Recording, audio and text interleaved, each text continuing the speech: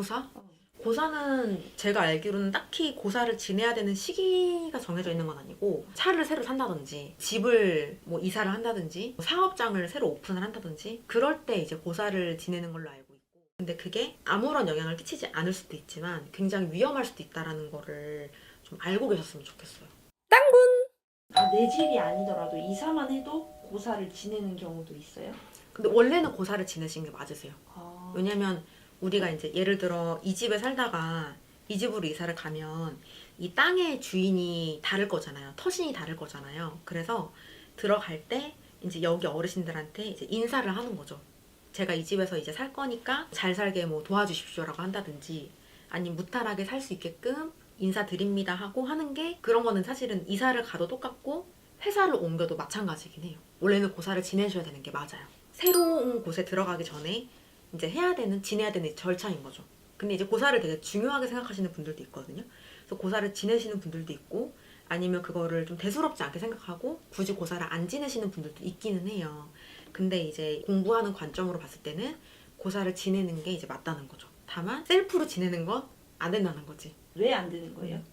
우선은 이게 셀프로 고사를 지내는 방법이 되게 많잖아요. 인터넷 찾아보면은 뭐 예를 들어 돼지머리 올리고 뭐 절을 한다든지 아니면 뭐 막걸리를 뭐 어디에 뿌려가지고 뭐 인사를 한다든지 그런 게 되게 많은데 일반인 분들은 셀프로 지낼 수가 없는 게 소통이 안 되기 때문에 효과가 없어요.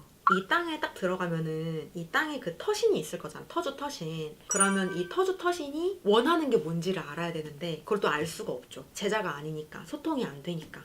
그래서 뭐 예를 들어가지고 이 집에 들어갔는데 이 땅의 터신은 소주를 좋아해. 근데 이 사람이 그거를 모르고 막걸리를 뿌렸어. 그럼 부작용이 날 수밖에 없죠. 그리고 예를 들어 소주를 한 잔만 대접을 하면 되는데 그거를 모르고 소주를 10잔을 뿌렸어.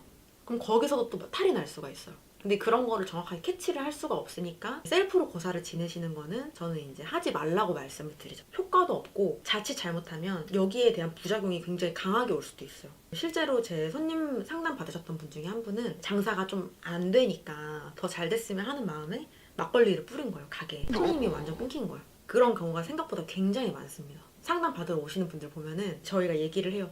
고사 잘못 지내신 것 같다. 고사 지내신 적 있냐? 라고 물어봤을 때 혼자 막걸리 뿌렸다. 혼자 뭐 소금을 어떻게 했다. 그런 분들 생각보다 되게 많거든요. 근데 이제 거기에 대해서 설명을 드리면 그때는 이제 이해를 하시죠. 자기들은 좋은 마음으로 했는데 이게 뭐 방법이나 그런 거를 정확하게 알지를 못하니까 거기에 따라서 부작용이 생기는 경우도 되게 많거든요.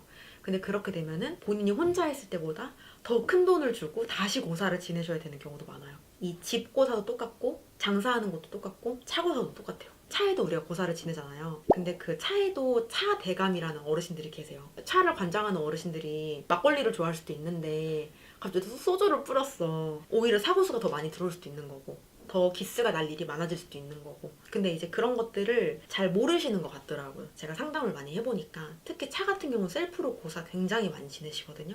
근데 그게 아무런 영향을 끼치지 않을 수도 있지만 굉장히 위험할 수도 있다는 거를 좀 알고 계셨으면 좋겠어요. 그리고 이 땅에 오리지널 터주를 알아보실 수 있는 분들한테 맡기시는 게 좋아요. 왜냐면 우리가 이제 신들도 그 계급이 있다고 표현을 하잖아요. 땅에 신이 한 명만 있는 게 아니에요. 그 신들 중에서 제일 높은 신은 모습을 감추고 있고 조금 계급이 낮은 신들은 앞에 모습을 내비치고 있다고 생각을 하시면 되거든요.